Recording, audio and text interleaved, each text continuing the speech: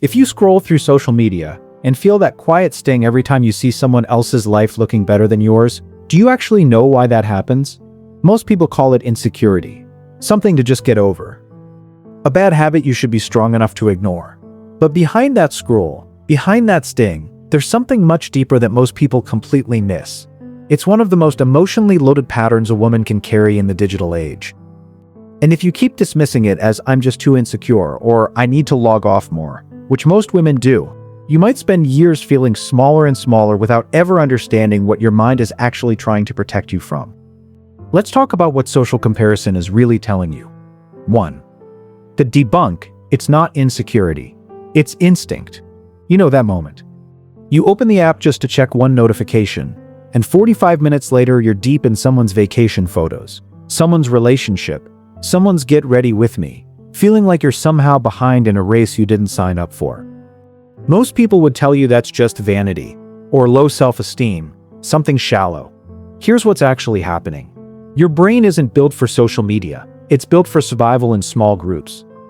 For most of human history, comparing yourself to the people around you wasn't vanity, it was information. It told you where you stood in the group, whether you were safe, whether you blurred. That instinct kept women connected to their communities for thousands of years. The problem isn't that you compare. The problem is that your ancient tribal brain is now comparing you to thousands of strangers instead of the 20 people in your village. Think about that for a second. Your mind isn't broken. It's just running a very old program on a very new operating system. 2. The science, why your brain can't look away. Psychologists have a name for this. It's called social comparison theory, first introduced by Leon Festinger back in 1954, long before anyone could have imagined a phone that fits in your pocket. Festinger's theory said something simple but powerful. Humans determine their own worth largely by measuring themselves against others, especially when they're uncertain about themselves. Now, here's where it gets interesting. Researchers studying social media specifically have found that it's not comparison itself that hurts you, it's upward comparison. Comparing yourself to people who appear to have more, be more, achieve more. And social media is essentially a machine built to serve you an endless stream of people's highlight reels. You're not comparing your full, complicated, three-dimensional life to someone else's full life. You're comparing your behind-the-scenes to their perfectly edited trailer. Your brain doesn't automatically know the difference. It just registers, "she has more, I have less," adjusts accordingly. And that adjustment often shows up as a quiet drop in mood you can't quite name. 3. The conditioning, you were taught to watch other women. Here's something almost nobody says out loud. Long before Instagram existed, women were taught to measure themselves against other women. Not because we're naturally competitive with each other, but because for generations a woman's value was tied to how she was perceived. Her appearance, her marriage, her home, her ability to have it all together. Magazines did this before apps did, then reality TV. Then apps just made it faster, more constant, and more personal. So when you find yourself comparing your body, your relationship, your career, your home, to another woman's curated post, you're not being shallow. You're responding to decades of cultural conditioning that told women, implicitly, that their worth is something to be measured against other women's. This was taught to you. It was not born in you. That distinction matters more than you think, because it means this isn't a personal flaw you need to fix alone. It's a pattern that was handed to you, and patterns that are learned can be unlearned. If this is putting words to something you felt for a long time, hit subscribe. This channel is for women who are ready to actually understand themselves, not just cope. New videos every week. 4. Where this pattern really comes from? So where does this all begin? For many women, this pattern traces back to periods, sometimes far in the past, where there wasn't room to stop. Maybe it was a stretch of caretaking.